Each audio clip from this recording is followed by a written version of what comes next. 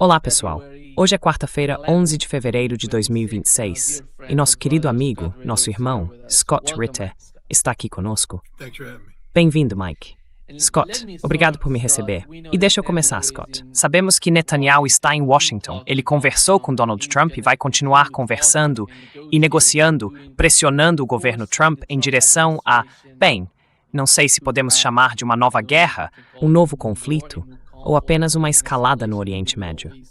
Mas antes de chegarmos lá, muitos em nosso público precisam entender o que está acontecendo do outro lado do corredor. Sabe, estou falando da grande mídia. Como eles estão retratando a situação, o conflito entre os dois partidos. Aqui está o que foi dito na Fox News, Scott.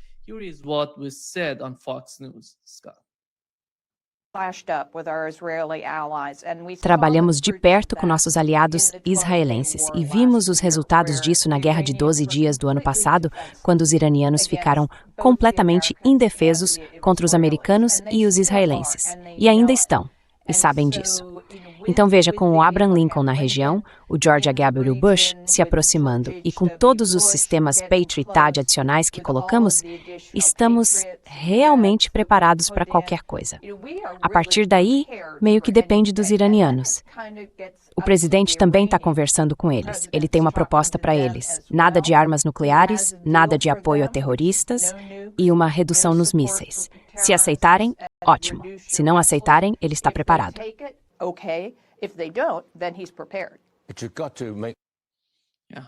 Mas você precisa fazer o seguinte. Antes de continuar, por favor, clique no botão de curtir. Isso nos ajuda a alcançar mais pessoas. Scott, você sabe quando se trata de voltar à Guerra de 12 Dias? Na minha opinião, se algo acontecer agora, ambos os lados, o ponto principal, o ponto forte deles, seria o poder ofensivo, não o poder defensivo. De ambos os lados, vê-se uma certa fragilidade em se defender contra o ataque. Quando se trata de caças, quando se trata de mísseis. Qual é a sua compreensão da situação atual entre os dois? Well,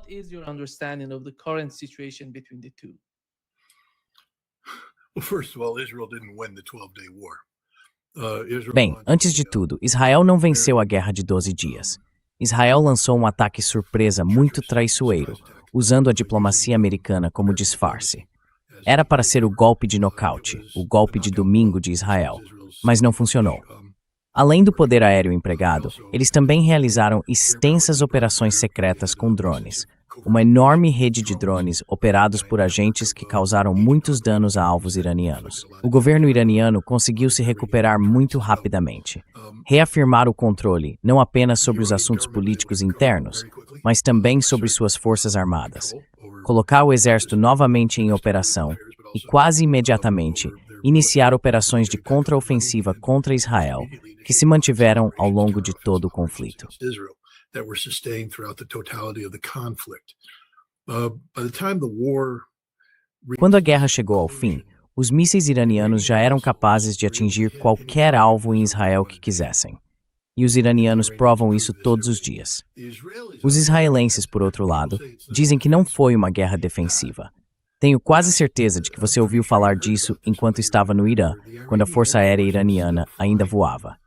Perto do fim da guerra, eles estavam enfrentando aeronaves israelenses com radar.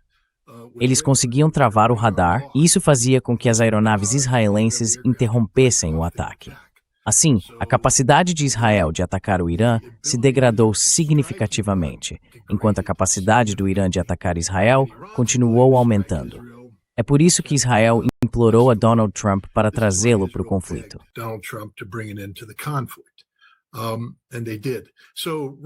E eles fizeram.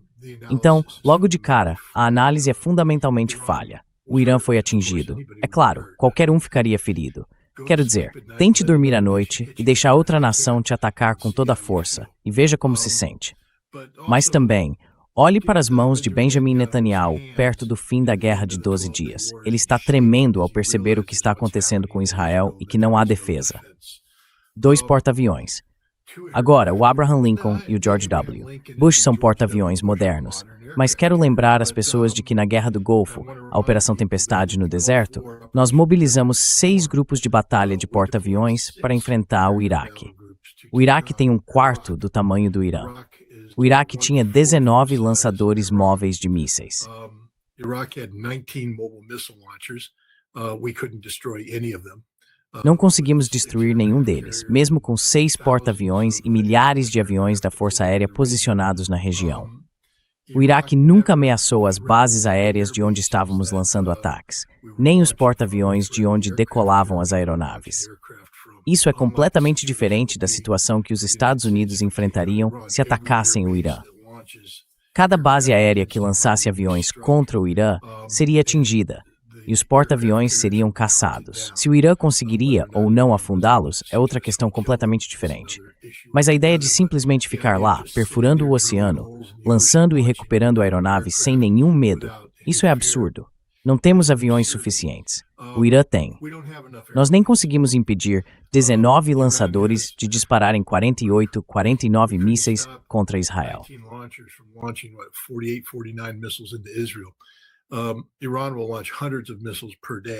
O Irã lançará centenas de mísseis por dia contra Israel, e não há nada que Israel possa fazer para detê-los.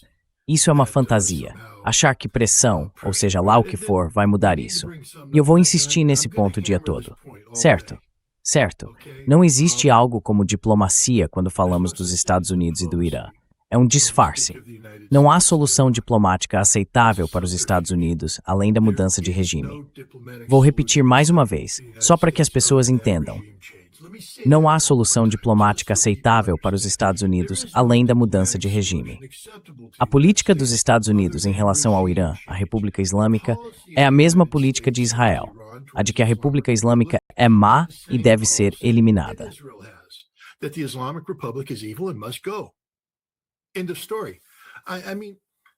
Fim da história. As pessoas precisam prestar atenção aos detalhes. 50% da equipe de negociação americana, na verdade 100% dela, é sionista, pró-Israel. Steve Witkoff, Jared Kushner, certo?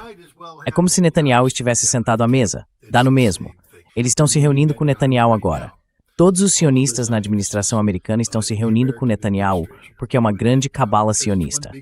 Mudança de regime, mudança de regime, mudança de regime.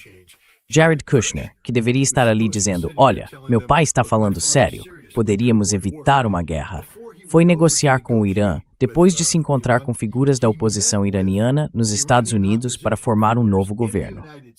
Ele está formando um novo governo neste momento, porque a política é mudança de regime, não coexistência pacífica.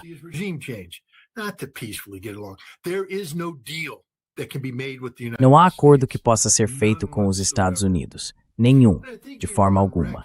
E eu acho que o Irã reconhece isso. O Irã está apenas cumprindo o ritual da diplomacia neste momento. Mas veja bem, eles só querem deixar algo claro para os Estados Unidos. O Irã deve se livrar de seus mísseis, especialmente daqueles que podem atingir Israel. Se o Irã se livrasse de seus mísseis, especialmente dos que poderiam atingir Israel, não existiria mais Irã hoje. Ele não existiria. A única coisa que permite que o Irã continue existindo são os mísseis que possui e que podem atingir Israel. É assim que isso é estúpido. Quero dizer, eu sei que as pessoas precisam ser diplomáticas. Eu não preciso. Então vou dizer isso diretamente. Se você é iraniano e acredita em qualquer coisa que os Estados Unidos dizem, você é estúpido. E peço desculpas se estou te insultando, mas você é estúpido.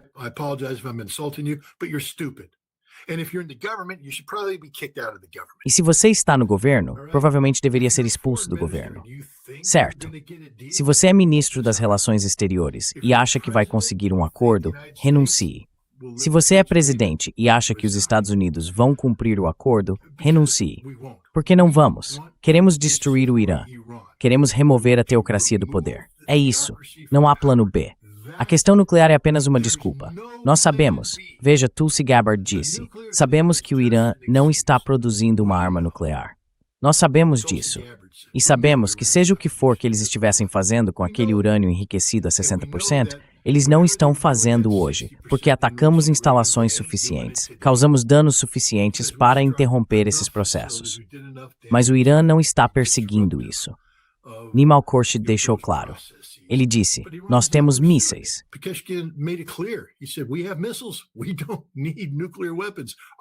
Nós não precisamos de armas nucleares. Nossa dissuasão são nossos mísseis. Voltando a esse ponto, o Irã não vai negociar a renúncia aos seus mísseis. Então isso é apenas um exercício de frustração do meu ponto de vista, por causa de todas as mentiras que estão sendo contadas. Ninguém nos Estados Unidos, se você é um jornalista americano e está falando sobre a possibilidade de um acordo, você é um mentiroso. Você não é um jornalista, é um propagandista, porque há muitos problemas em jogo. Por que Jared Kushner está se reunindo com a oposição? Por que Marco Rubio está ameaçando todos os americanos no Irã para que saiam? Digamos que Scott Ritter tenha ido a um festival e eu esteja lá agora. Mas então Marco Rubio diz, você tem que sair agora, cara. Ou se abrigar no local e precisa encontrar um jeito de sair daí imediatamente.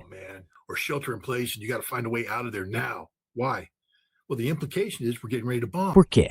Bem, a implicação é que estamos nos preparando para bombardear. E então, Jared Kushner e Steve Witkoff, os dois sionistas, vão até o Abraham Lincoln. Eles deixam a mesa de negociações, vão até o Abraham Lincoln e andam por lá como turistas. Como se, tenho quase certeza, a guarda revolucionária iraniana tivesse que trocar as fraldas. Eles estavam com tanto medo. Quero dizer, Steve Witkoff e Jared Kushner, dois dos homens mais viris que já pisaram no planeta. Esses caras levantam peso, comem proteína, quero dizer, são bombados. E ver esses dois sionistas de aparência efeminada subirem no Abraham Lincoln e tropeçarem por aí como idiotas.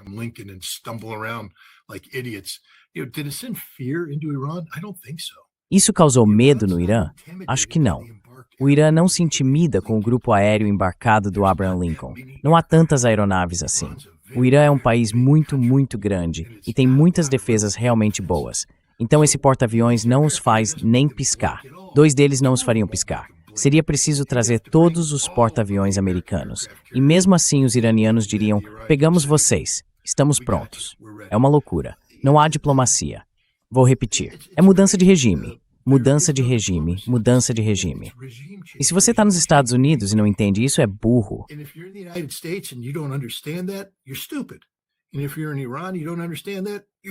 E se você está no Irã e não entende isso, você é estúpido. Desculpe, não sou diplomata. Mas é hora de expor isso completamente. Temos que parar de fingir que há algo acontecendo que não existe. Não há solução diplomática aqui, apenas uma militar. Ou uma solução militar de dissuasão, em que o Irã possa impedir um ataque israelense-americano, porque as consequências seriam tão desastrosas para o agressor que seria melhor nem atacar. Ou eles atacam e removem o regime do poder. Essas são as questões.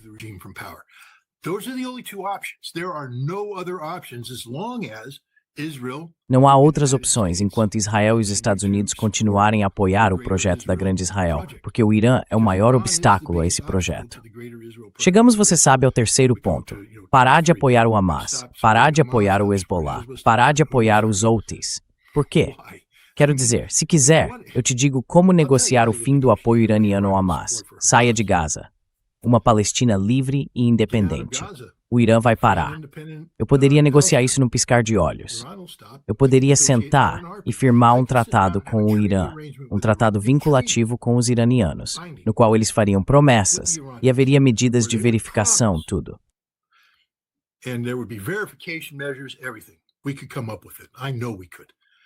Nós poderíamos propor isso. Eu sei que poderíamos. Eles prometeriam firmar um acordo de tratado em que interromperiam toda a assistência militar e não supervisionada ao Hamas em troca de um Estado palestino, um verdadeiro Estado palestino. Eles fariam isso. Hezbollah. Quer derrubar o Hezbollah? Israel sai do Líbano. É simples assim. Israel sai do Líbano. E uma vez que Israel deixa o Líbano, o Hezbollah não terá mais viabilidade dentro do país. É um partido político que também pode ser um movimento de resistência enquanto Israel estiver ocupando o solo libanês. É isso que lhes dá legitimidade. Mas no momento em que Israel deixar o Líbano, o Hezbollah perde a razão de ter uma milícia.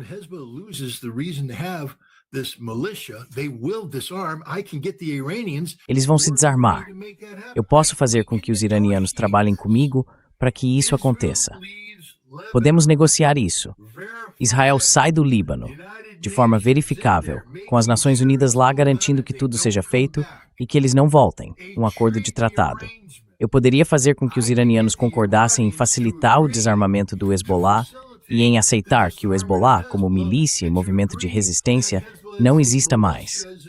Poderíamos fazer isso. Os Houthis. Quero dizer, você sabe, antes de tudo, as pessoas tendem a esquecer que a Arábia Saudita, os Emirados Árabes Unidos, os Estados Unidos e todos os outros já estão em guerra com os Houthis.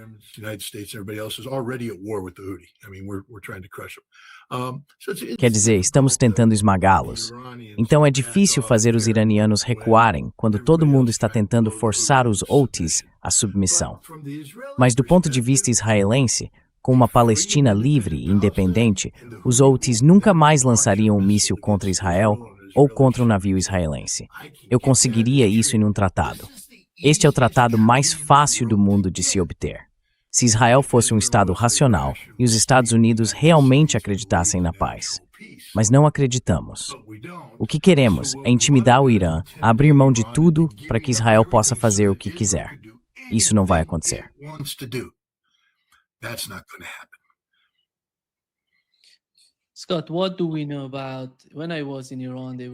Scott, o que sabemos sobre isso?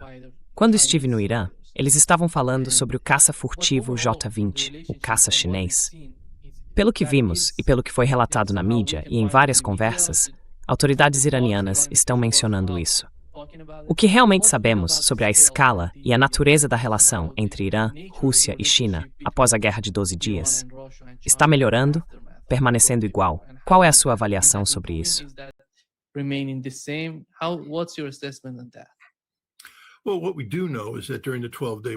Bem, o que sabemos é que durante a Guerra de 12 Dias não houve nenhum acordo formal entre a Rússia e o Irã. Todo mundo dizia, a Rússia abandonou o Irã, a Rússia os deixou na mão. Não, na verdade, em janeiro, a Rússia negociou um acordo de estrutura de segurança.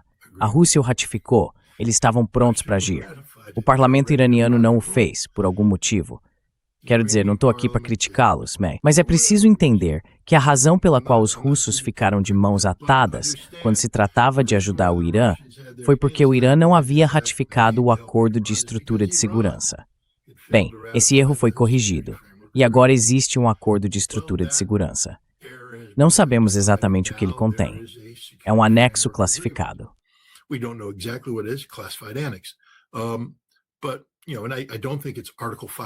Mas veja bem, eu não acho que seja uma proteção do tipo artigo fim ou um guarda-chuva nuclear russo. As armas nucleares russas não vão ser lançadas se os Estados Unidos bombardearem o Irã. Mas os russos deram algumas pistas de algo. Como os iranianos ficaram tão bons em derrubar o Starlink? Qual é a interface direta do Irã com o Starlink? Quase nenhuma. Qual é a interface direta da Rússia com o Starlink? Extensa. Os ucranianos o utilizam. É o que alimenta todos os drones. É assim que os ucranianos se comunicam. E os russos se adaptaram e também o utilizam. Então, a Rússia é muito boa em monitorar o Starlink e em desativá-lo. E essas foram duas habilidades que o Irã demonstrou com sobra durante esse ataque mais recente.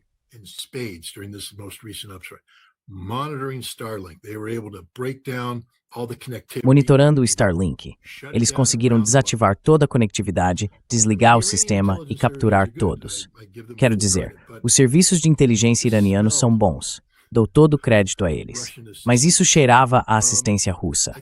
Acho que você também está vendo assistência russa sendo fornecida no compartilhamento de inteligência e nas preparações de defesa. Sabemos que os russos forneceram aeronaves avançadas MiG-29 e Su-27. Essas não são aeronaves de reserva para exportação. São aeronaves de linha de frente que, se a Rússia entrasse em guerra, teriam voado em missões de combate no primeiro dia.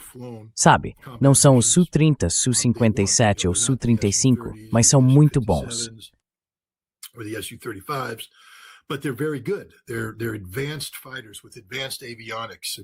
Eles são caças avançados com aviônicos sofisticados e, você sabe, prontos para enfrentar adversários no estilo da OTAN, facilmente equivalentes às aeronaves F-15 e F-16. Esses estão voando no Irã neste momento. Mas eu não sei por que não. Vamos ser técnicos. Digamos que a China não sabemos o que está acontecendo. Quero dizer, eu não sei o que está acontecendo. Sabemos que muitas aeronaves chinesas estão voando por lá. Sabemos que há uma conectividade diplomática, mas até onde eu sei, não houve nenhum reconhecimento formal de uma relação de defesa entre a China e o Irã. Há coisas informais acontecendo. E quero dizer, você sabe se o J-20, se isso é verdade ou é um boato? And I mean, do you know that the J-20 that this is true, or is it a rumor? Rivdeid, am avdarich, not riscasti, a curious is cas corchisiest, I think you. Yeah, I don't. Eu também não. Não sei. Mas vamos apenas supor que foi. It was.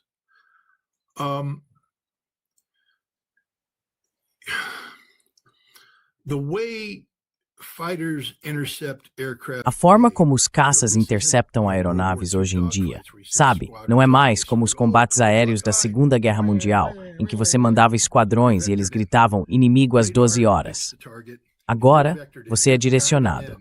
O radar identifica o alvo e você é guiado até ele pelos seus próprios radares e pelos centros de operações que estão te controlando, te direcionando. Então você se aproxima, encontra o alvo, trava a mira e começa a preparar a solução de disparo. É algo bem monótono. Você simplesmente chega, prepara a solução de disparo, atira e depois se afasta. Não são os combates aéreos que todo mundo está acostumado a ver. A melhor coisa que o Irã tem hoje é justamente aquilo em que eles vêm trabalhando há muito tempo, o F-4 Phantom.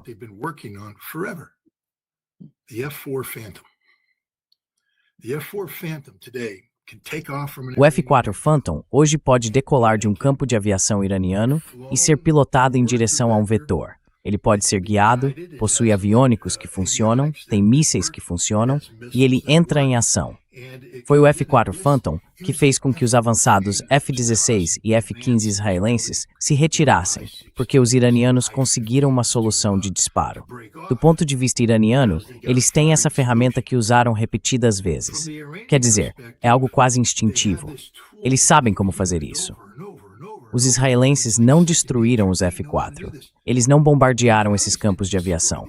Por quê? Porque o mito da dominação israelense do espaço aéreo é exatamente isso, um mito. Os israelenses realizaram ataques muito específicos. Eles tiveram períodos momentâneos em que podiam voar dentro e ao redor de Tel Aviv, porque vinham do Mar Cáspio, passando pelo Azerbaijão e contornando todas as defesas aéreas iranianas que estavam voltadas para aquele lado.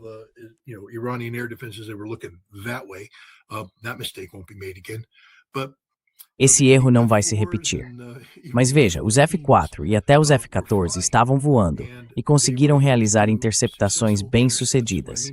E por interceptação não quero dizer derrubar algo. Quero dizer conseguir um travamento de alvo forte o suficiente para que os israelenses tivessem que interromper o ataque. Então, até que os iranianos se tornem muito habilidosos nisso.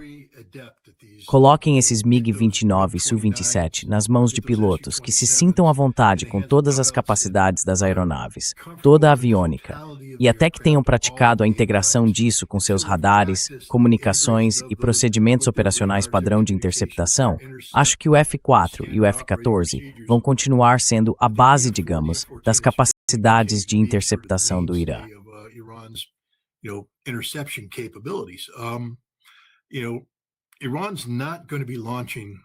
Sabe, o Irã não vai lançar ataques aéreos ofensivos. Onde o MiG-29 e o Su-27 poderiam ser úteis é se eles tentassem avançar para uma área operacional. Talvez onde houvesse aeronaves de reabastecimento e tentassem derrubar essas aeronaves de reabastecimento. Mas isso é um jogo completamente diferente. Os israelenses e os americanos têm patrulhas aéreas de combate muito boas. Você está entrando em nosso território, onde já mapeamos tudo, onde estamos seguros. Mas quando entramos no seu território, no território iraniano, é aí que estão os sistemas existentes. E a replicação, a redundância. Eles têm praticado isso intensamente.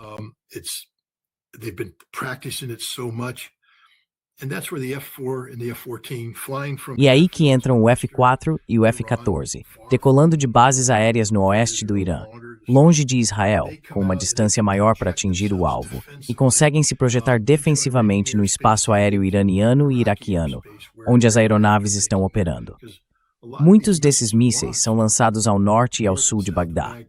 As aeronaves israelenses, na verdade, raramente penetram no espaço aéreo iraniano. A maioria de seus ataques iniciais vem do norte e do sul de Bagdá, antes de se dispersarem. E então entra em ação o Blue Streak, ou seja, lá como chamam, Blue Arrow. Blue Streak, or whatever the hell they call this thing, Blue Arrow. It's silver arrow. There's like 4 or 5 different versions. É uma flecha de prata. Existem 4 ou 5 versões diferentes dela e ela entra voando para terminar o trabalho. Então vamos ver. Só porque o Irã está recebendo novos equipamentos, não significa que isso realmente os ajude.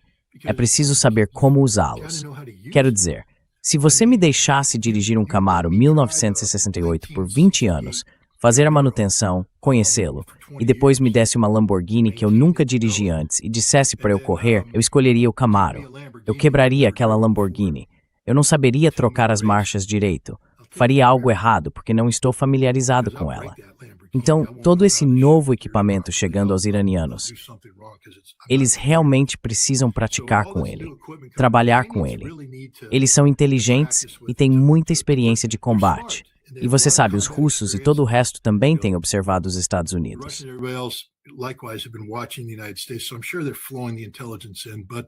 Tenho certeza de que eles estão repassando as informações de inteligência. Mas sabe, Israel não destruiu tanto da infraestrutura do Irã quanto as pessoas gostariam que o mundo acreditasse.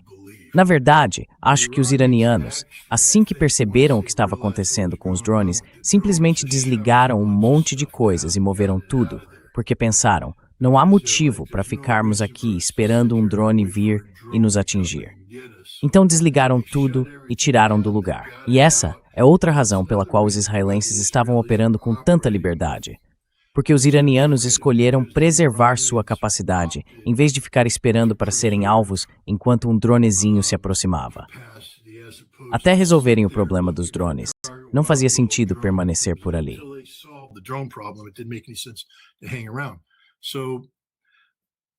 Então, sabe, sim, acho que essa é uma resposta longa para dizer que, sabe, os russos e os chineses estão se movimentando. Mas no fim das contas, é o Irã que está defendendo o Irã. E o Irã vem se preparando para essa eventualidade desde 2005, quando Dick Cheney disse pela primeira vez, quero eliminar o Irã. Os iranianos pensaram, certo, como nos preparamos para uma incursão americana? As pessoas precisam entender que o Irã vem se preparando há mais de 20 anos. O Irã não simplesmente acordou ontem e pensou, meu Deus, Israel e os Estados Unidos podem nos atacar juntos. O que fazemos? O Irã vem planejando isso. Eles têm cidades subterrâneas, eles têm cidades redundantes. Poderia acontecer. Teherã poderia ser atingida por uma bomba nuclear. Espero que não, mas poderia.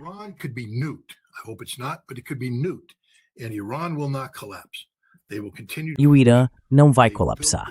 Eles continuarão funcionando. Eles construíram, não lembro quantos, 12 ou 14 distritos militares distintos, e cada um é soberano em termos de sua capacidade de se defender e lançar ataques contra Israel e bases. Então veja, o Irã está preparado.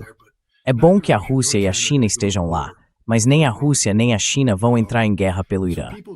As pessoas precisam moderar um pouco suas expectativas e também precisam ser mais realistas sobre o que aconteceu durante a guerra de 12 dias. Acho que damos crédito demais a Israel pelos danos causados e também aos Estados Unidos. E damos crédito de menos ao Irã pelo que fez defensivamente e pela forma como projetou seu poder sobre Israel.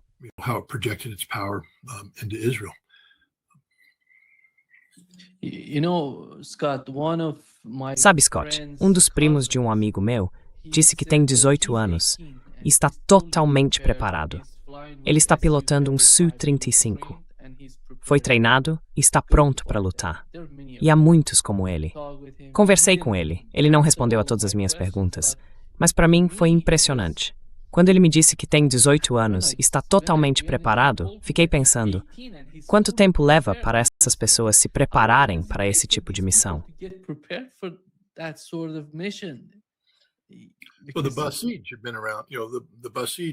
Bem, os Basij estão por aí há um tempo. Os Basij são, bem, não posso responder diretamente a essa pergunta, mas eu conheço os adolescentes. Lembro que quando fui ao Irã, no norte de Teherã, dá para subir a uma estação de esqui lá em cima e é meio legal. Você pode subir, apreciar a vista, mas não é permitido tirar fotos da grande instalação de guerra eletrônica.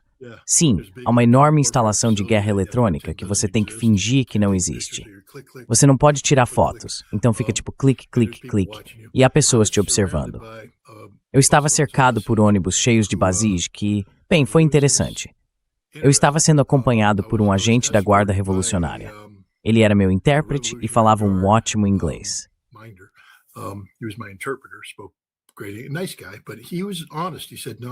Cara legal, mas ele foi honesto. Ele disse, não, eu sou da Guarda Revolucionária. Desculpe, Scott, mas nós gostamos de você. Só não necessariamente confiamos em você. É por isso que estou aqui. Estávamos andando por aí e então 2 ônibus, acho que da Basij, chegaram e ficou evidente que eu era americano. Começou um coro começando a se organizar e eles estavam ficando agitados, muito agitados. Ele foi até lá e conversou com o líder deles, quem quer que fosse a pessoa de maior patente, e eles rapidamente controlaram a situação. Na verdade, terminamos a tarde com alguns apertos de mão, o que foi muito melhor do que poderia ter sido. Eles não teriam me machucado, mas acho que poderia ter ficado desagradável.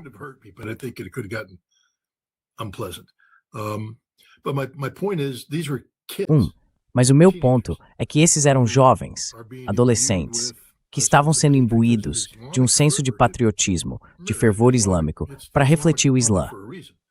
É a República Islâmica por um motivo. O Islã tem um papel nisso. E então, eles eram, sabe, fervorosos em sua religião, fervorosos em seu patriotismo. 18 anos. Você disse que ele seria piloto de 35? Isso é jovem. Talvez ele tenha voado em simuladores, talvez tenha feito alguma coisa, não sei. Mas sabe, normalmente, de novo eu detesto impor o modelo ocidental, porque sabe, durante a Segunda Guerra Mundial, e até depois disso, poxa, até os anos 60 eu acho, podíamos ter sargentos pilotos ou algo assim na Força Aérea. Você podia se formar no ensino médio e ir para a escola de candidatos a cadete, ou para os cadetes da aeronáutica em San Antonio.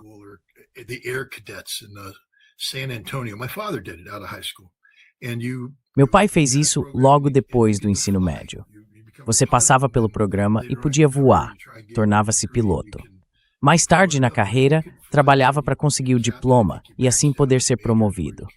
Mas você podia voar até chegar a capitão. Acho que o máximo era major. Era o mais alto que dava para chegar. Depois, acabaram com isso nos anos 60. E todo mundo passou a precisar ter diploma universitário. Mas era possível entrar logo depois do ensino médio, sabe? Por meio de algo chamado DOSAAF. D-O-S-A-A-F. Não me pergunte o que significa, mas só me lembro de DOSAAF. Era para estudantes do ensino médio fazerem treinamentos militares, aprenderem a desmontar um AK-47, montar de novo, esse tipo de coisa.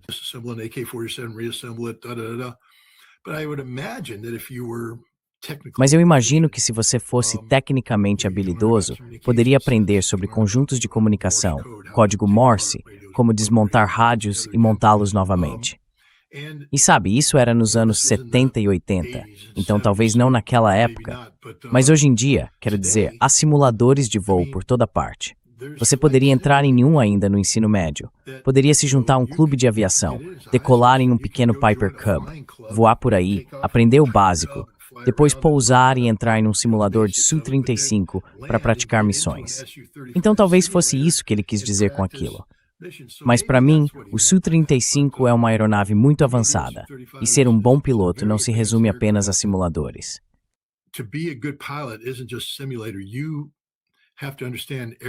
Você precisa entender de aerodinâmica. Eu me lembro, mesmo como observador aéreo, fui treinado como observador aéreo no assento traseiro de um OV-10 e de um OA-4. Uma grande parte do treinamento envolvia o básico, a dinâmica do voo, a matemática, o clima, a velocidade do ar. Porque, acredite ou não, eles realmente nos treinavam para pilotá-los. Nós não éramos pilotos, nem queríamos ser, mas era uma aeronave de duplo comando. Se o piloto fosse atingido, queriam que fôssemos capazes de pousar, porque se ejetássemos, nós sairíamos, e ele não. Ele morreria. Se ele ejetasse, nós dois sairíamos. Então eles nos ensinaram isso, mas ensinaram como uma questão de princípio.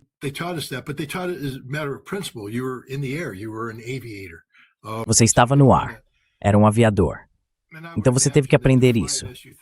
Imagino que para pilotar um Su-35 seria necessário passar por um treinamento mais formal, mas isso indica que os iranianos estão fazendo, acredito eu, um tipo de treinamento ao estilo DOSAAF, preparação militar para seus estudantes do ensino médio. Assim, quando completam 18 anos, já estão prontos para se integrar. Porque será mais fácil para ele, digamos que queira ser piloto. Se integrar agora. Ele já tem tempo de simulador, entende os fundamentos do voo, então está em melhor posição para ter sucesso no treinamento de voo. Um período de preparação mais curto, eu acho. Não sei, é tudo especulação da minha parte.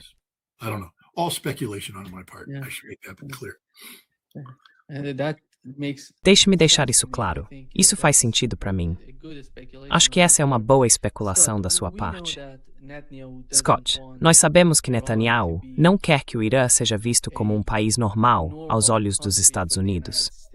Quando digo um país normal, quero dizer que não vejo razão para que os Estados Unidos e o Irã sejam inimigos.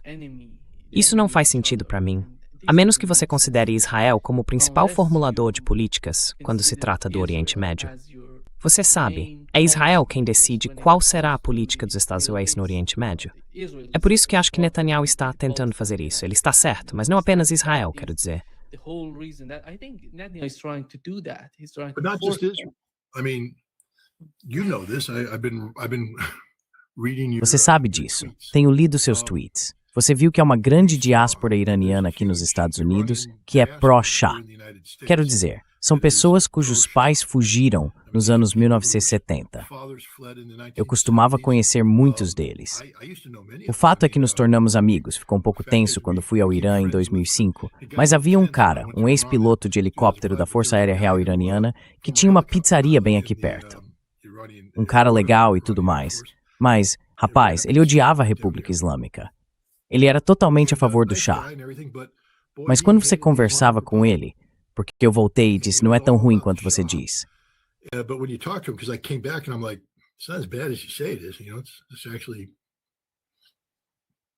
Sabe, na verdade, as pessoas de lá parecem gostar do governo. Ahmadinejad foi eleito, mas há muitas pessoas que são críticas a ele. Sabe, a liberdade de expressão existe, de certa forma. Foi impressionante. E eles não ligam, são cegos, e têm poder político, e foram fortalecidos pelos Estados Unidos. Quero dizer, é só olhar para Reza Shah, o filho do Shah.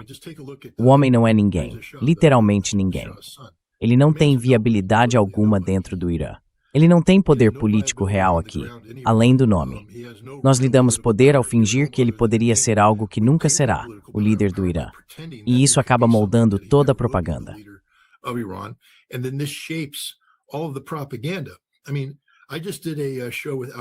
Quer dizer, eu acabei de participar de um programa na Al Mayadeen ontem.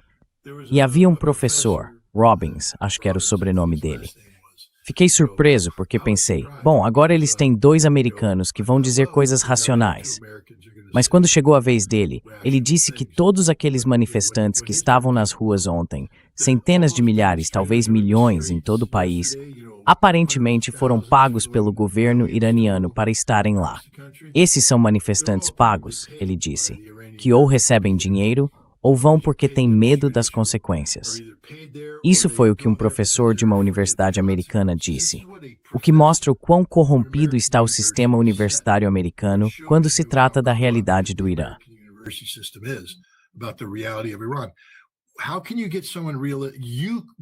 Como você pode conseguir alguém de verdade? Aqui nos Estados Unidos, você não teria permissão para ensinar sobre o Irã, porque no momento em que fosse contratado, a universidade seria contatada por vários grupos ameaçando cortar os fundos. Eles criaram uma pequena aliança e têm uma relação muito próxima com os sionistas. Então a primeira coisa que acontece é que os grupos iranianos ligam para você. Depois os sionistas ligam, os fundos são ameaçados e, quando você percebe, sua cátedra é retirada. Só podemos trazer o Trita Parsi. Agora, o Trita Parsi, veja bem, tem permissão para vir. Ele nunca esteve no Irã. Quer dizer, nem sei se fala o idioma. Não vou desmerecê-lo demais.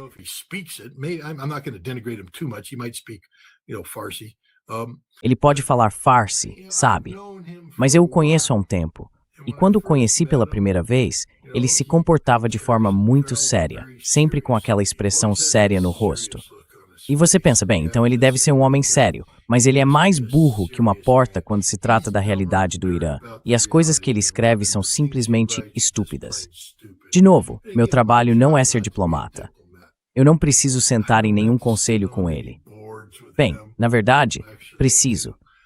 Então talvez eu tenha que retratar isso, ou vão me mandar retratar. Você não pode chamar um membro do conselho de estúpido. Mas e se ele for estúpido? Jogue o jogo político, Scott. Mas ele é estúpido, quer dizer, ele escreve para sabe como é mesmo.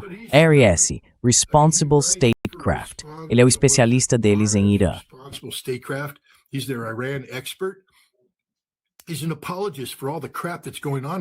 Ele é um defensor de todas as porcarias que estão acontecendo agora. Ele dá vida às mentiras sobre os manifestantes e os denigre.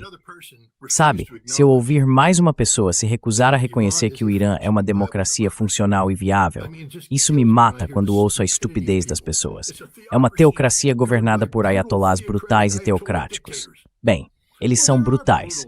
Quero dizer, não ditadores, mas ayatolás. Não vou negar. Há algumas pessoas nesse Ministério da Justiça que me incomodam. Juízes carrascos. Eles se agarram ao poder. Eu fico tipo, não, pessoal, vocês não podem fazer isso. Mas o Irã está trabalhando nisso.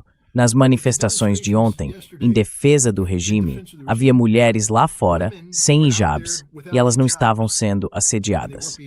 Por quê?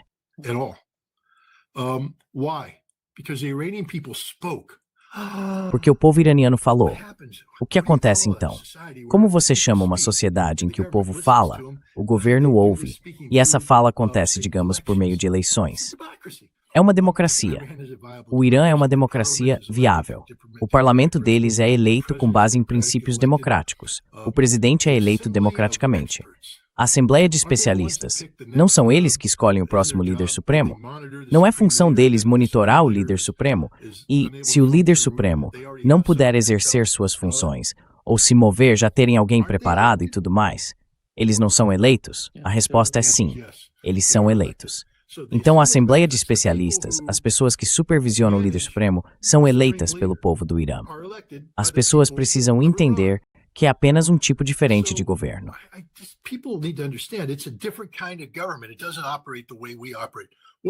Isso não funciona da mesma forma que nós funcionamos. E o Conselho dos Guardiões? Eles têm aquele teste religioso, afinal é a República Islâmica. Então imagino que possa haver um teste de fé islâmico. Mas, na América, temos o teste do dinheiro judaico.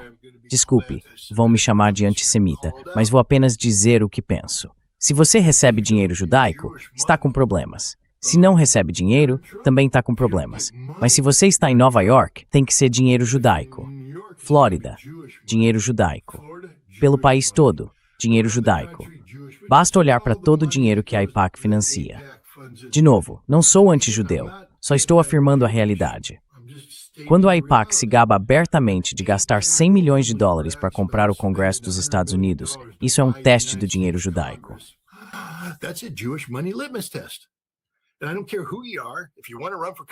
E eu não me importo quem você seja. Se quiser concorrer ao Congresso, a menos que esteja num distrito muito especial, você precisa passar pelo dinheiro judaico. Eu precisei. Eu não queria concorrer ao Congresso, mas fui... puxa, qual era o nome dele? O ex-quarterback do Buffalo Bills, que foi secretário de habitação. Kemp. Jack Kemp. Sabe, ele era o chefe do escritório de recrutamento do Partido Republicano para o Congresso, ou seja, lá como ele chamava aquilo. E eu recebi a ligação, Scott, queremos que você concorra ao Congresso.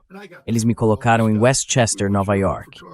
Levaram-me a uma mansão e havia literalmente centenas de pessoas. E ele disse, todos estão aqui para assinar cheques.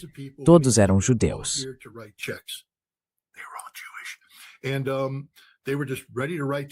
E eles estavam prontos para assinar cheques para me tornar o próximo membro do Congresso pelo estado de Nova York. E eu disse, mas vocês já têm o Gilman, porque havia um representante chamado Gilman. Ele era um cara muito conservador. Eu disse, vocês já têm o Gilman. Não vão substituir o Gilman por mim. Oh não, Scott, vamos te colocar em outro distrito. Eu disse, então vocês vão me levar para um lugar em Nova York onde eu não moro? Sim. Como as pessoas vão saber quem eu sou? Ah, você é um grande americano. Eu disse, como você sabe? Você não sabe nada do que eu fiz nas Forças Armadas, porque quase tudo o que eu fiz era ultra secreto e eu não podia falar sobre isso. Você só sabe que eu servi, que recebi algumas medalhas e que tive boas avaliações e tudo mais.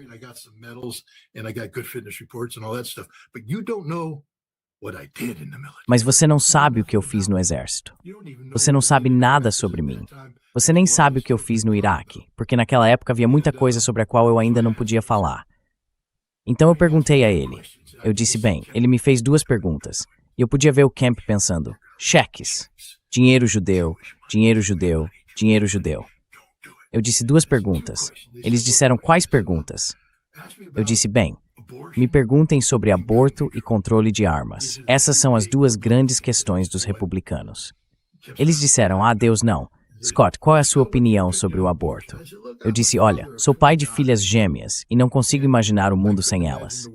Todos sorriram, tipo, E eu disse, então não, pessoalmente, eu não acredito em aborto.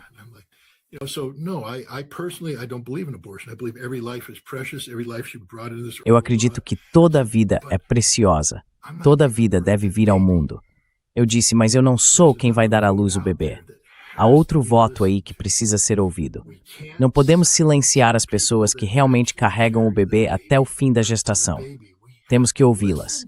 Qual é a opinião delas? A minha opinião não anula a delas. Aí eles disseram, bem, o que você está dizendo?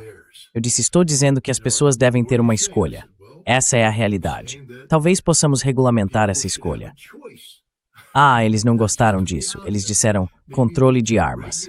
Eu disse, sou dono de armas. Vá à minha casa, eu tenho uma espingarda. Eu tinha 2 espingardas. Tenho uma pistola de 9mm. Se você for à minha casa, estou treinado para te matar.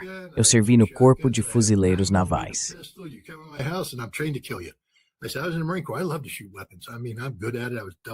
Eu adoro atirar com armas. Quero dizer, sou bom nisso. Fui duplamente qualificado, todo o pacote. Eu disse, mas pense bem, essas são armas letais, e as pessoas deveriam ter que obter certificação e treinamento para operá-las, como fazemos com carros. Quer dirigir um carro? Tire uma carteira, qualifique-se. Eles foram embora.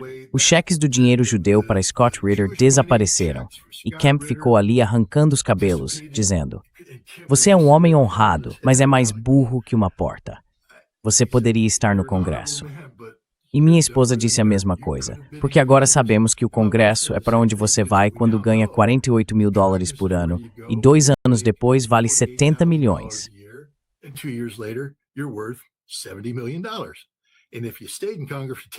E se você ficasse no Congresso por 10 anos, valeria $200 milhões. Então, foi um dos piores erros que cometi na minha vida, do ponto de vista empresarial. Mas o meu ponto é sobre testes decisivos no Irã. Dinheiro. O dinheiro é um teste decisivo na América. Se você não entende isso, então não entende nada sobre política americana. Nós não vivemos em uma democracia só porque podemos votar. Não se trata apenas da capacidade do povo de votar, mas da capacidade de escolher os candidatos em quem querem votar. E nós não temos voz nisso. Nenhuma. Eles são escolhidos por nós. Comitês os escolhem, e os comitês os escolhem porque pessoas com dinheiro dizem, é esse que eu quero, é esse que eu quero. E quando percebemos, já estamos indo para a cabine de votação.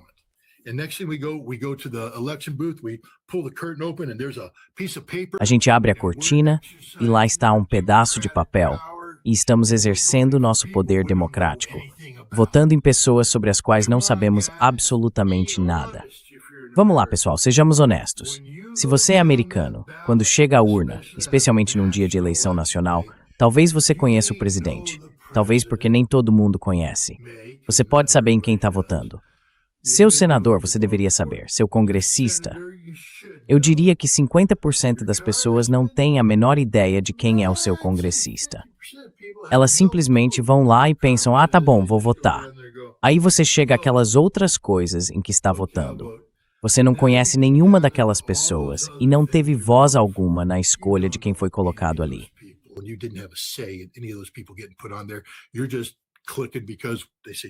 Você só está clicando porque está escrito democrata ou republicano, ou porque gosta do som do nome deles, ou porque eles são italianos e você é italiano, ou porque eles são alemães e você é alemão, Ou porque eles são... Então pare com isso, de apontar o dedo para o Irã.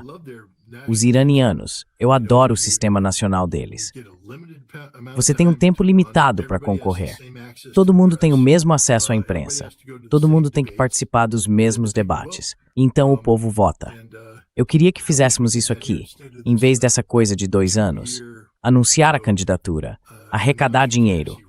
Sabe, é tudo sobre dinheiro, dinheiro, dinheiro, dinheiro, dinheiro, dinheiro, dinheiro. Se você não tem dinheiro, não pode participar. Enfim, desculpe, me desviei um pouco do assunto. Scott, acho que muitos em nosso público estão interessados na sua avaliação sobre a fragilidade da situação no Oriente Médio. Aqui está o que Donald Trump disse na Fox News. Será que o Irã, com este regime atual, realmente se manteria firme? Eu não sei. Quer dizer, eu não sei. Eu sei de uma coisa. Eles querem fazer um acordo. Eles não falariam com mais ninguém, mas estão falando comigo. Mas, sabe, é uma boa pergunta. Muita gente diz que não, e eu diria que prefiro fazer um acordo. Tem que ser um bom acordo, sem armas nucleares, sem mísseis, sem isso, sem aquilo, todas essas coisas que você quer. Mas algumas pessoas se preocupam porque eles têm sido muito desonestos conosco ao longo dos anos, certo? Muito desonestos. Obama e Biden. O que eles fizeram em termos de criar um monstro com o Irã foi terrível. Aquele acordo nuclear com o Irã foi um dos acordos mais tolos que eu já vi. One of the dumbest deals I've ever seen.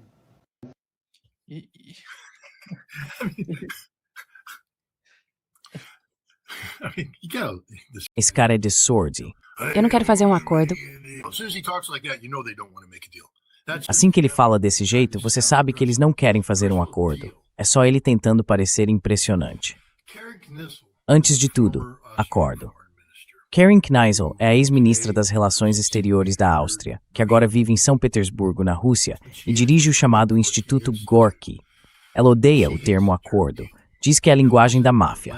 Mafiosos fazem acordos. Criminosos fazem acordos.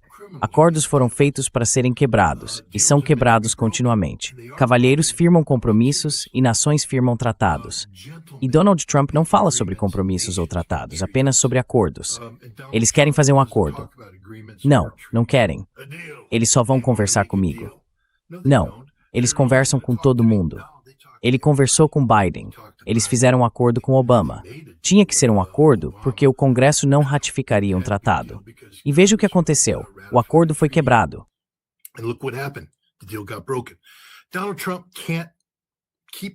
Donald Trump não consegue manter um acordo porque é um acordo. Um acordo não é uma via de mão dupla, é uma via de mão única. Ouça, Donald Trump. Sim, estou pronto para fazer um acordo, mas eles têm que cometer suicídio abrindo mão de seus mísseis. Eles têm que se castrar dizendo que não são politicamente relevantes na região. Quero dizer, que estupidez. O Irã é o maior país da região. E você está dizendo que eles não podem projetar sua esfera de influência, sua esfera de interesse. Que os únicos que podem fazer isso são Israel, essa pequena e patética faixa de terra. Eles são os únicos que podem projetar poder. Projetar? O Irã não pode? É estupidez. Então, você sabe, nuclear foi um mau acordo. Você não sabe nada sobre esse acordo. Eu te digo, Donald Trump é um homem estúpido. Um homem fundamentalmente estúpido.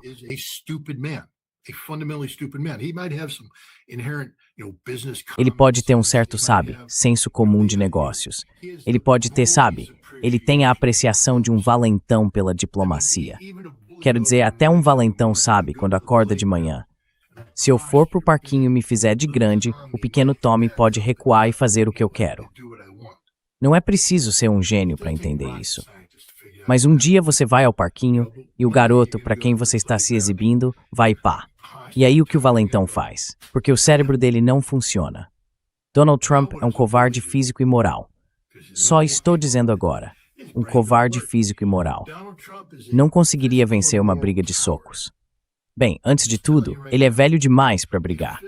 Mas antigamente, quando ele dizia que poderia derrubar Joe Biden e dar uma surra nele, não, você não poderia, porque você é um covarde. Não estou dizendo que Biden te bateria, porque acho que Biden também era um covarde.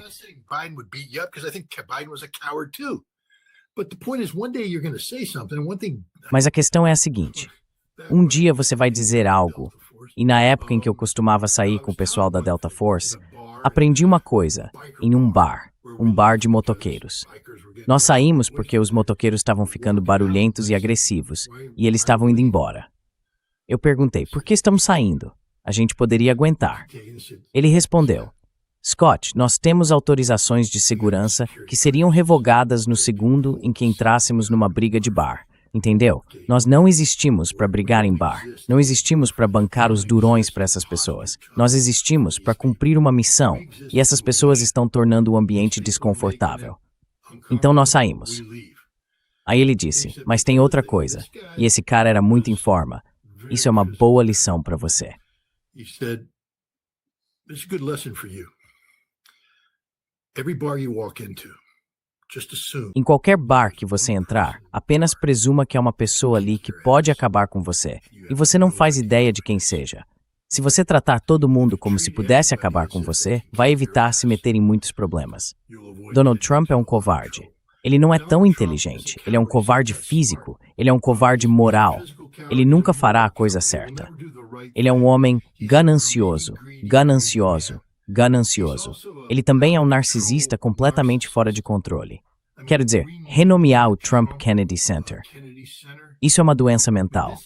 Fazer uma ligação para Schumer para que a estação de trem Moynihan fosse renomeada como Estação de Trem Donald Trump. Esqueci o que mais ele queria renomear. Ele é um narcisista. Quero dizer, tudo. He's a narcissist. I mean, everything. I mean, if I said Zanguzar Corridor to you, Quer dizer, se eu dissesse corredor de Zangezur para você, você saberia o que é. Mas você o reconhece como é mesmo que eles chamam? O Trump, TRP, sei lá, plano de prosperidade ou algo assim. Por que o nome do Trump tem que estar nisso? Porque é só isso que ele sabe fazer. Ele é o valentão. Ele é o cara da marca. Antes de concorrer à presidência pela primeira vez, se você pegasse o trem para Nova York ou dirigisse até lá, quando vinha pela Henry Hudson Parkway ou algo assim, havia uma série de prédios ali antes de chegar mais ou menos na altura da Rua 58, e todos tinham Trump escrito neles. Sabe? Trump Tower, Trump isso, Trump aquilo, Trump. Trump this, Trump that, Trump policy, Trump. And you're thinking, wow, Donald Trump owns a lot of property. E você pensa, uau, Donald Trump é dono de muitas propriedades. Ele não era dono de porcaria nenhuma, desculpe a linguagem. Ele só colocava a marca dele. Ele dizia às pessoas, você pode usar meu nome, e elas colocavam Trump lá, e assim podiam aumentar bastante os aluguéis, e ele recebia uma porcentagem disso. Então agora ele está por aí colocando sua marca em tudo. Esse é o presidente dos Estados Unidos colocando sua marca nas coisas. Não dizendo o acordo americano. Quer dizer, eu até entenderia, sabe, o plano de paz americano. Tudo bem, isso soa bem. Tipo, a América fez isso, o Centro Kennedy americano.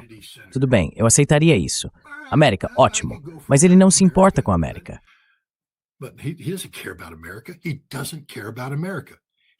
Ele não se importa com a América. Ele se importa.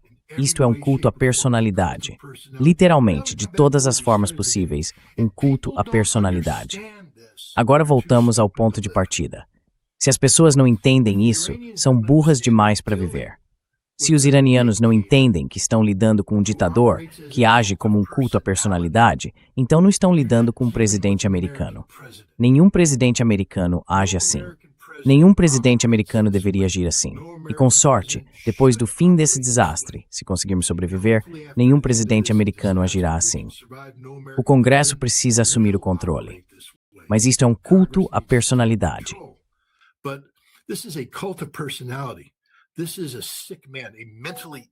Esse é um homem doente, um homem mentalmente perturbado.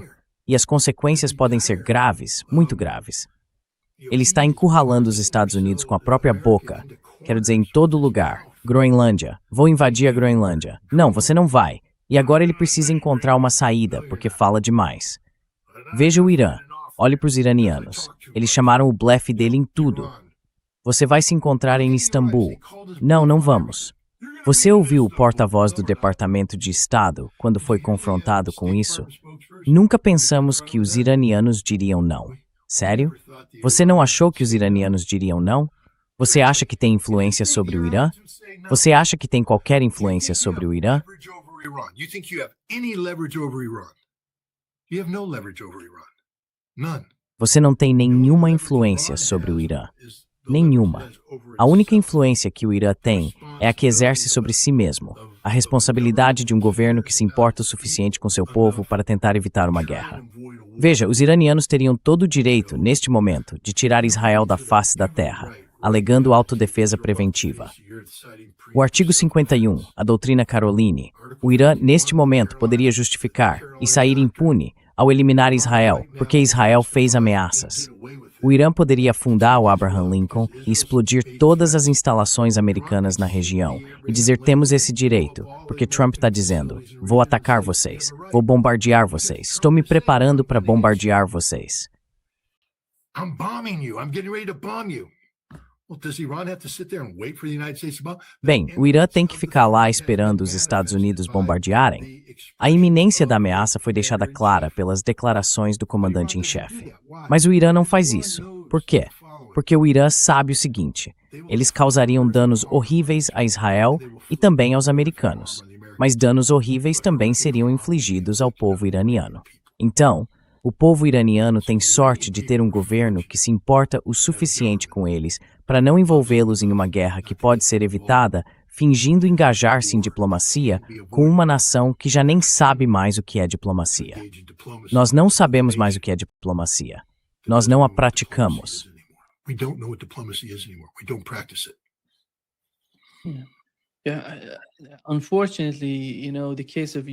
Infelizmente, sabe, o caso da Ucrânia não mostra muita esperança para o povo iraniano, para os negociadores iranianos. Porque, não sei se você viu, as duas entrevistas que o ministro das Relações Exteriores, Sergei Lavrov, deu recentemente à TV BRICS e à MTV, ele literalmente diz que as negociações com os Estados Unidos não estão indo na direção certa. E são essas mesmas pessoas que vão negociar com os iranianos. With Goff and Kushner, same people, literally. Com Goff e Kushner, as mesmas pessoas, literalmente. Mas na verdade eu diria o contrário. Isso mostra o que acontece quando você chama o blefe.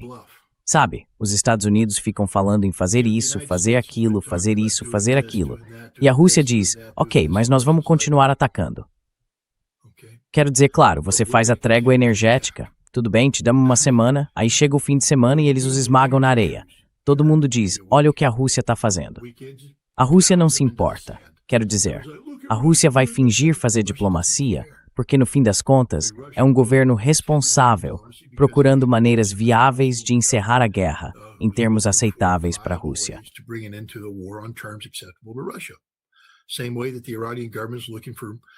Da mesma forma, o governo iraniano está buscando condições viáveis sob as quais possa evitar a guerra em termos aceitáveis para si mesmo.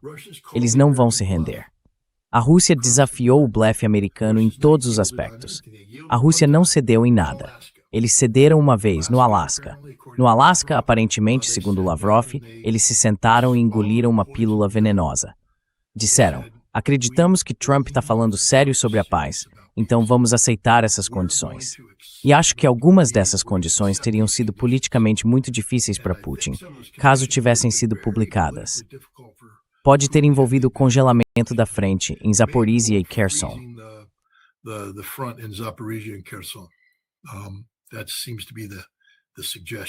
Parece que essa era a sugestão, o que teria sido constitucionalmente difícil. Mas a Rússia, como um governo responsável, viu uma oportunidade de encerrar uma guerra que estava matando russos e de fazê-lo de uma forma que pudesse trazer alguma estabilidade. Mas acontece que os Estados Unidos não são um parceiro de negociação sério. Assim que os russos entraram nesse acordo, a primeira coisa que aconteceu, e Lavrov disse isso, o Grupo dos Sete apareceu e Trump começou a renegociar o que já havia sido acordado. E os russos disseram não, nós tínhamos um acordo, não um negócio. Tínhamos um acordo e agora vocês estão negociando. Veja, essa é a diferença entre um negócio e um acordo. Um negócio não significa nada.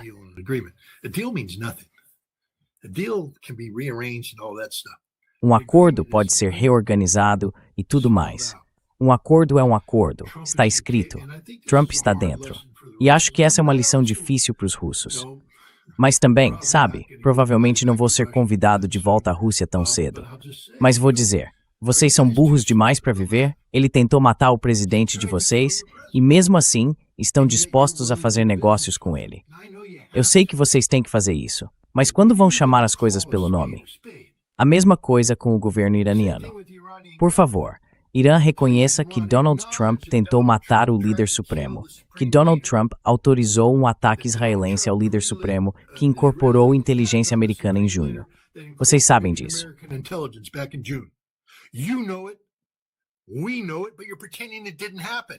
Nós sabemos disso, mas você está fingindo que não aconteceu.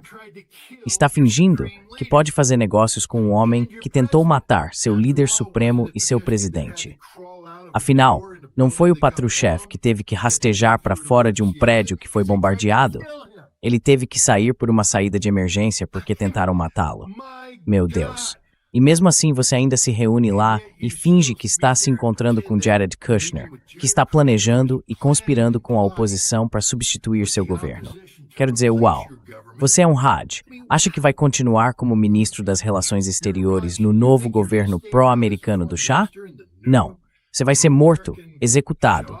E mesmo assim está se reunindo com o homem que está planejando mandá-lo matar e executar.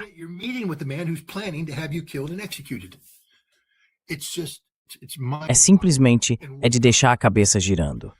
E o Witkoff, esse homem, ele não é ninguém. Ele é incapaz de pensar por conta própria. Qualquer coisa que o Witkoff diga não tem peso algum. O trabalho dele é ir lá, passar uma mensagem, receber uma mensagem e dizer palavras bonitas. Não acredite em nenhuma das palavras bonitas que Steve Witkoff diz, porque ele não tem poder e não pode sustentá-las. Ele volta aqui para Washington, D.C., diz suas palavras bonitas e todo mundo faz, não. Muda tudo e o Witkoff fica, não. Normalmente você ficaria envergonhado. Quero dizer, se você me enviasse numa missão e eu ficasse lá, recebesse, transmitisse a mensagem do presidente e chegássemos a algo, e eu dissesse, certo, vou levar isso de volta ao presidente, eu estaria defendendo aquilo.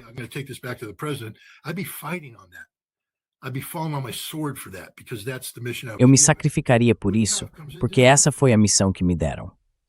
Witkoff chega, não há briga. Você vai desfazer tudo que eu concordei? Ok. E então, sem nenhum constrangimento, ele vai embora e faz tudo de novo. Em algum momento, Vladimir Putin deve estar sentado lá, vendo Steve Witkoff entrar pela porta e pensando, o que diabos está acontecendo aqui? Quero dizer, os russos, por que vocês tratam Witkoff e Kushner com qualquer respeito? Eu sei por quê. Porque vocês são adultos responsáveis e precisam fazer diplomacia. Mas em algum momento, vocês simplesmente têm que se virar e dizer, vocês dois não.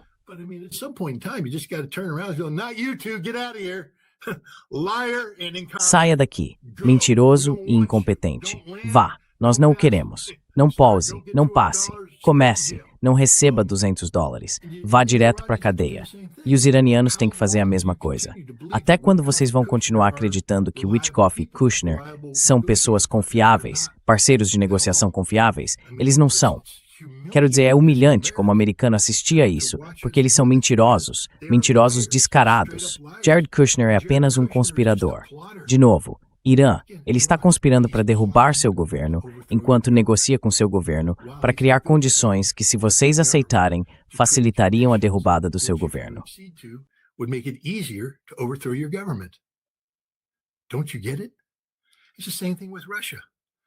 Você não entende? É a mesma coisa com a Rússia. Os Estados Unidos, sob Trump, não querem paz com a Rússia. Deixe-me deixar claro, a política é de mudança de regime. Vladimir Putin não é amigo de Donald Trump. Vladimir Putin é o presidente que Donald Trump quer remover porque Trump está subordinado a um Estado profundo que diz que Putin é incompatível, que uma Rússia liderada por Putin é incompatível com a visão americana do mundo. Tentamos matá-lo. 91 drones, usando informações fornecidas pela CIA, foram enviados contra sua residência enquanto Trump estava ao telefone com Vladimir Putin.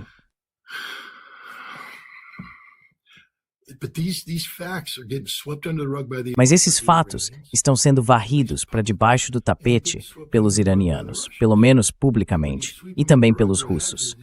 E quando você varre isso para debaixo do tapete, o que acontece é que se cria uma percepção pública de que o que está acontecendo é normal, que isso é uma diplomacia normal acontecendo entre Witkoff, Kushner e Narokshi. Não, não é. Não, não é. Não há diplomacia alguma aí. Eles querem você morto. Estão tentando negociar as condições sob as quais você vai morrer. É simples assim. Não há resultado aceitável. Trump, ele é um mentiroso, ele sabe disso. Ele mesmo disse. Por que as pessoas não conseguem cobrá-lo por suas próprias palavras? Ele disse isso. Lembra quando os manifestantes estavam nas ruas?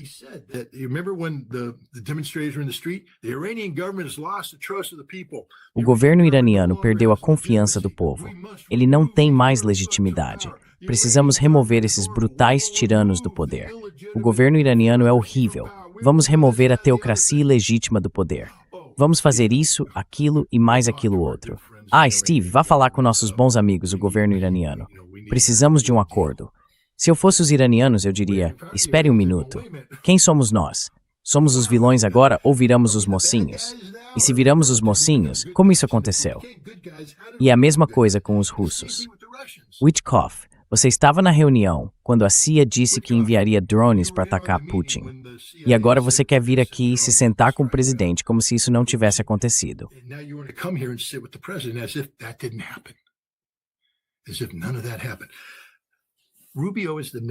Como se nada disso tivesse acontecido.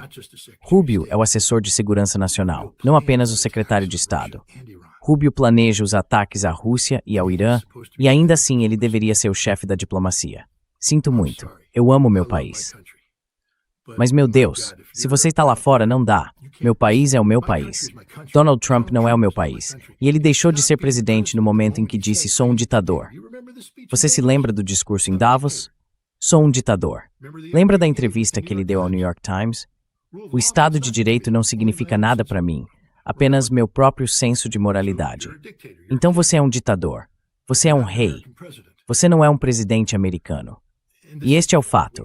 O governo em Washington, D.C. não é um governo americano. É um culto à personalidade. E ninguém votou nisso.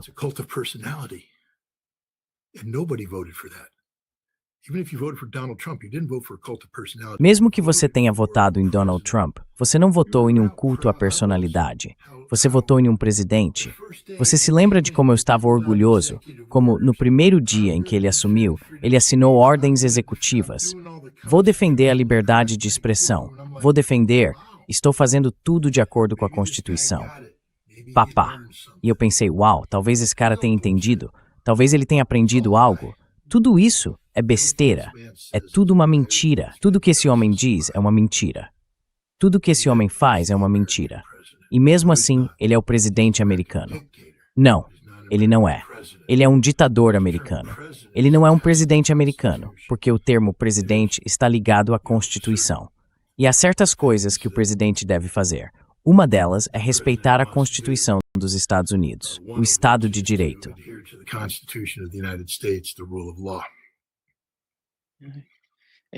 Exatamente. Eu me lembro daqueles dias. Você e eu tínhamos esperança de que Donald Trump fizesse algo diferente. E só isso. Eu adoro isso. Não consigo ler seus comentários, mas adoro participar do seu programa. Quando digo que adoro, bem, eu realmente adoro seu programa, Danny Haifong. E até o Garland Nixon é esperto. Me meti em encrenca no programa dela. Ela talvez nunca mais me convide, Sam Taptino, porque li os comentários. Eu não deveria, mas às vezes são tão estúpidos que eu preciso intervir e tudo mais. Mas cara, eu adoro os dias de hoje.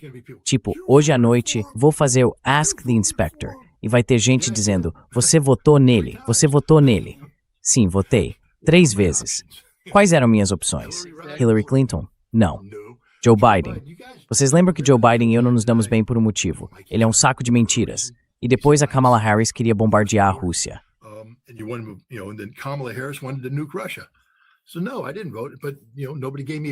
Então não, eu não votei.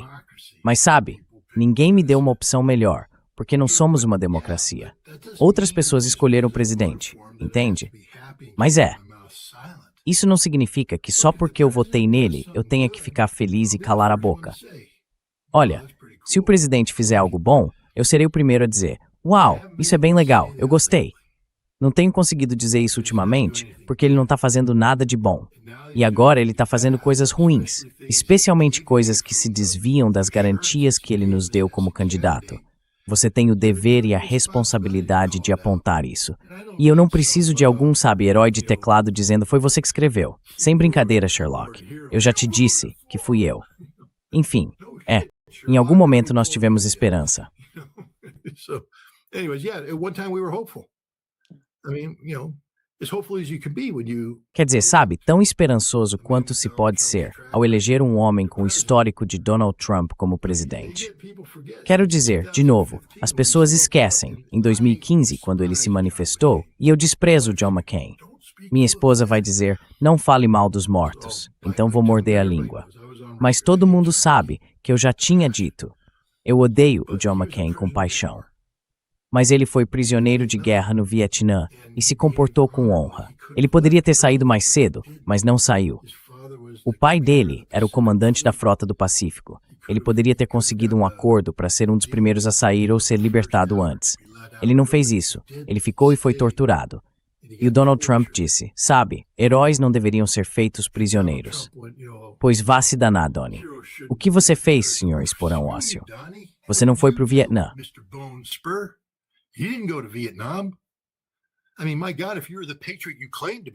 Quero dizer, meu Deus, se você é o patriota que diz ser, deveria ter entrado, mandado raspar esses esporões ósseos. Deveria ter feito alguma coisa. Me dê injeções para que eu possa entrar e passar no exame físico. Qualquer coisa, qualquer truque para conseguir entrar. Porque você quer servir ao seu país. Não estou me gabando, mas quando entrei para o Corpo de Fuzileiros Navais, eu não era fisicamente qualificado. Crescendo jogando futebol americano no ensino médio e tudo mais, tive mais ossos quebrados do que você pode imaginar. Tive um rim rompido, tive problemas.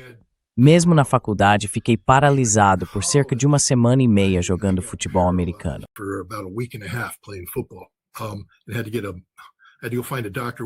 Eu tive que procurar um médico que estivesse disposto a assinar aquela dispensa, porque nenhum médico perto da FNM queria assinar. Todos disseram não. Então o Corpo de Fuzileiros Navais veio até mim e disse, não podemos te nomear. Você está quebrado. Fiz tudo o que pude para garantir que seria nomeado. Quero dizer, não menti, não trapaceei, mas fiz de tudo.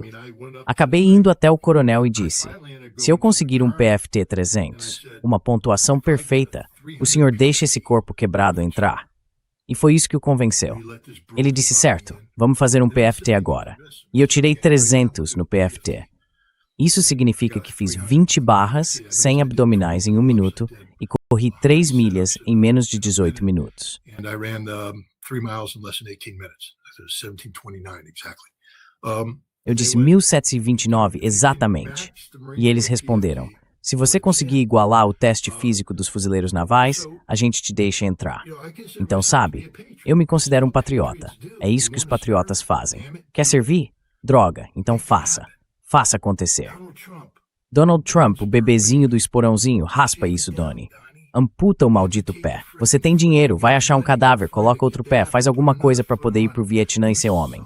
Agora, Scott, você meio que ferra com o seu povo. Eu entendo que o Vietnã foi uma guerra ruim. Entendo que não deveríamos ter estado lá. Eu entendo. Estou falando de um homem. Ele não foi um desertor. Não tinha um princípio.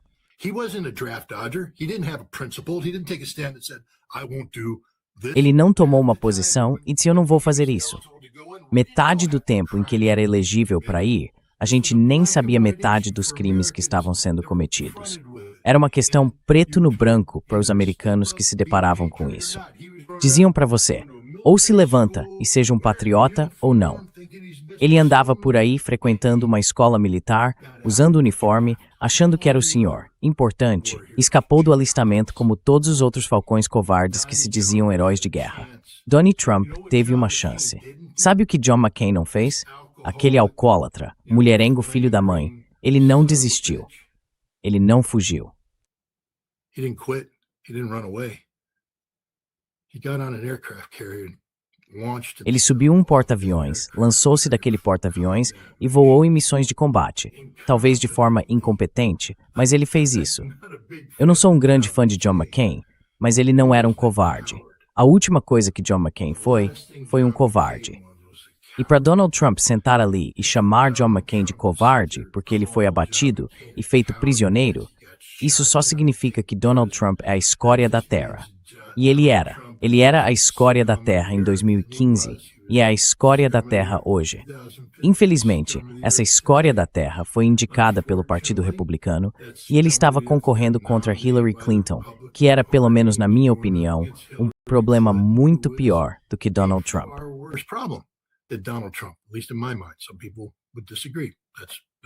Algumas pessoas discordariam. Essa é a beleza de uma democracia. Mas não é uma democracia, é? Porque na verdade não tivemos escolha sobre em quem votar. Sabe, é sempre a mesma coisa. E então, lembra quando ele estava enfrentando aquele processo? Havia um juiz hispânico. E ele disse, você não pode ter um juiz hispânico. Aquele é um juiz americano, seu filho da mãe. Um juiz americano que conhece a lei melhor do que você, tomando uma decisão legal com base na lei. E porque a decisão não foi do jeito do Donald Trump, de repente o juiz é ruim porque é hispânico. E queremos eleger esse homem. Isso é um comentário abertamente racista. Completamente racista. Então todo mundo por aí.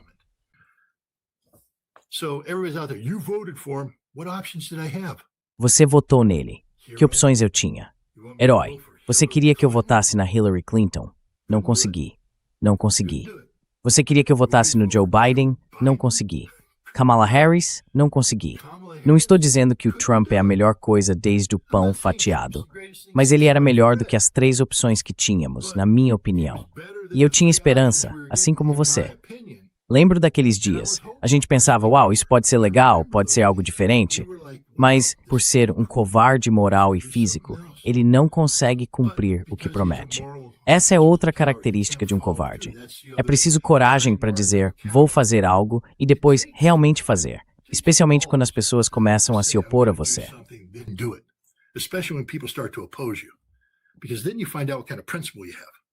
Porque é aí que você descobre que tipo de princípios você tem. Quando você mantém sua posição, descobre que tipo de cérebro você tem. E você argumenta. Trump não consegue participar de um debate sobre nenhum desses temas. Eu poderia ter um debate com Donald Trump sobre o programa nuclear do Irã, e você veria nos primeiros 10 segundos que ele não sabia do que estava falando. Ah, você sabe, eles têm centrífugas enormes do tamanho das minhas mãos. E sabe, então, bem, eu disse a eles que quero um acordo. E sabe, eles giram essas coisas e aí ficam debaixo da terra. E sabe, eles não podem ficar debaixo da terra. E vamos fazer um acordo para tirá-los debaixo da terra.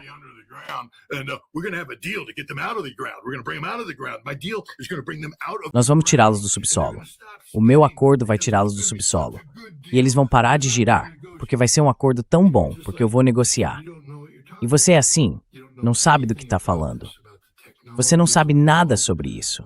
Sobre as tecnologias envolvidas, sobre a história. Por que o Irã fez o que fez? Por que o Irã faz o que faz? Sabe? Não dá para esperar que todos os presidentes saibam disso, mas então se cerque de pessoas que saibam, e ele não faz isso. As pessoas que aconselham o presidente sobre essas questões são apenas ideólogos, pura e simplesmente. Sem conhecimento, sem especialização, nada. Sobre controle de armas, isso já é outra discussão que provavelmente não deveríamos ter hoje.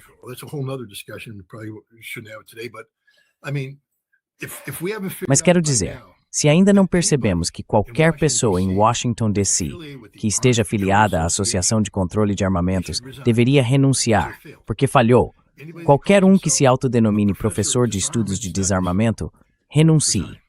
Você falhou, porque nós não fazemos desarmamento, nós não fazemos controle de armamentos. Nós promovemos a supremacia americana e usamos o controle de armamentos e o desarmamento como instrumentos para sustentar essa supremacia. Isso não é o que o controle de armamentos deveria ser. Voltamos ao Irã, e é aí que tudo se conecta. O Irã está autorizado, pelo artigo 4º do Tratado de Não Proliferação Nuclear, a ter um programa de energia nuclear pacífico, incluindo a totalidade do ciclo do combustível nuclear. Nada do que o Irã está fazendo é ilegal.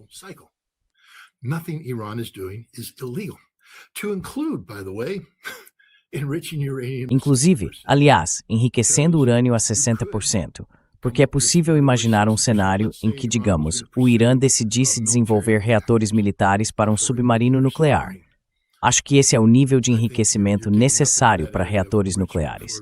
Não é ilegal, não é proibido. Portanto, o Irã não violou a lei. Mas por que o Irã se submete a acordos de salvaguardas e limitações desse tipo? Porque havia um acordo. O Tratado de Não Proliferação Nuclear é um acordo. E o acordo é que as nações que possuem armas nucleares serão as únicas autorizadas a tê-las, porque reconhecemos as armas nucleares como um grande mal do qual precisamos nos livrar.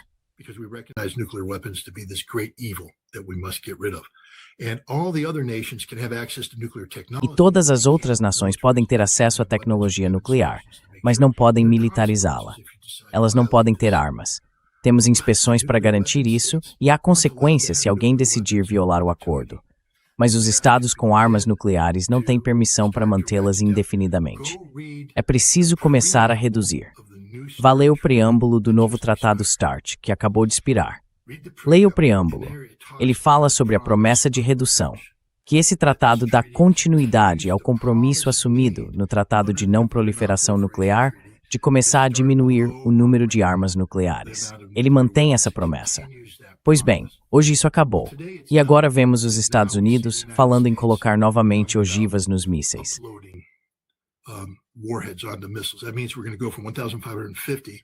Isso significa que vamos passar de 1.550 para cerca do dobro disso em alguns meses, porque vamos começar a fazer os uploads, levando o Minuteman 3 de 1 para 3, levando o Trident de 4 para 8. E é isso que vamos fazer. Estamos indo na direção errada, o que significa que o Tratado de Não Proliferação Nuclear é uma mentira. E o que os Estados Unidos estão fazendo? Não estou culpando a Rússia, estou culpando os Estados Unidos. É afirmar que as armas nucleares são uma parte inerente da nossa postura de segurança nacional. Você acabou de legitimar as armas nucleares para todos os países do mundo. No momento em que você diz que as armas nucleares são uma parte inerente da nossa postura de segurança nacional, você as legitimou para todos.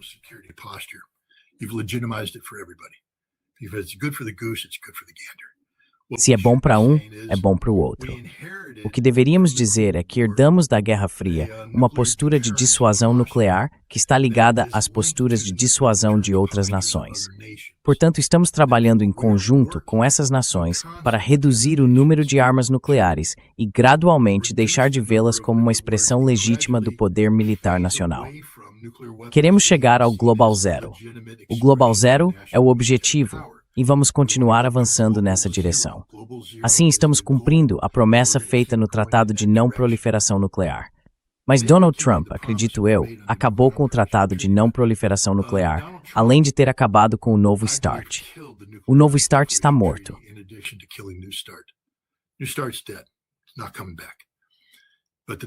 Isso não vai voltar. O Tratado de Não Proliferação Nuclear também está morto. Veja sobre o que as pessoas estão falando. A Arábia Saudita tendo uma arma nuclear secreta. Tenho que ter cuidado com o que digo, mas isso é algo que já se sabe há muito tempo, ou pelo menos é altamente suspeito com base em informações de inteligência. A ideia era que não se falasse sobre isso, assim como não se fala sobre a arma israelense. Eles não têm tantas assim. A Turquia ficou em silêncio quando perguntaram. O ministro das Relações Exteriores turco ficou em silêncio quando perguntaram: a Turquia vai desenvolver uma bomba nuclear? Claro que sim, a Turquia vai desenvolver uma bomba nuclear. Todo mundo vai desenvolver uma bomba nuclear. Obrigado, Donald Trump.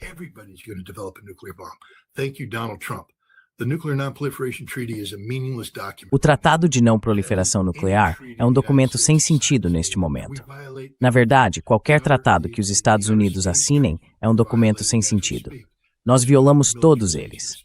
O Tratado do Espaço Sideral, estamos violando ele neste exato momento. Ele não deveria permitir a militarização do espaço, e ainda assim temos a Força Espacial, que é a própria definição de militarizar o espaço. É um momento vergonhoso na história americana. Sabe, que Deus abençoe aqueles atletas olímpicos que têm a coragem de dizer: olha, eu amo o meu país, mas há muita coisa no meu país com a qual não estou satisfeito. É isso.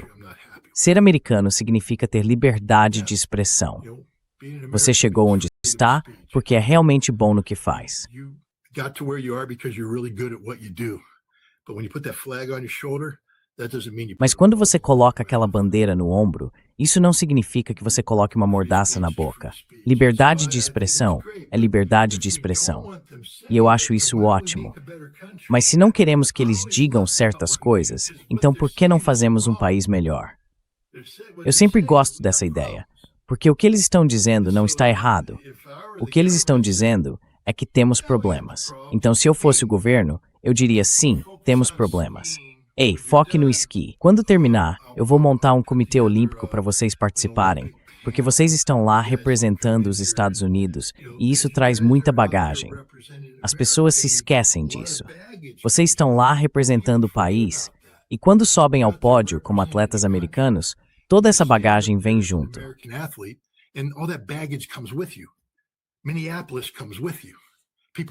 Minneapolis vem com você. As pessoas olham para você e olham para a bandeira e veem agentes do ICE executando americanos na rua. E você deveria dizer, não, vermelho, branco e azul, meu caro, tá tudo ótimo. Besteira. Você é um ser humano pensante. Você diz, tem umas coisas por aí com as quais eu não estou feliz. Claro, diga isso. Você é americano. Você tem o direito de dizer isso. Mas, novamente, este país deixou de funcionar como uma república constitucional. Há tanta estupidez e insensatez nas redes sociais agora. As pessoas nem pensam no que digitam metade do tempo. Eu votei nisso. Não, você não votou. Você não pode votar para violar a Constituição. Enfim, já falamos demais. Sim. Muito obrigado, Scott, por estar conosco hoje. É sempre um grande prazer conversar com você. Foi uma discussão muito boa, na minha opinião, sobre todas as questões envolvendo Rússia, Irã e armas nucleares. Muito obrigado. Certo, muito obrigado. Tenha um bom dia. Até breve. Tchau. Bye-bye. Fred,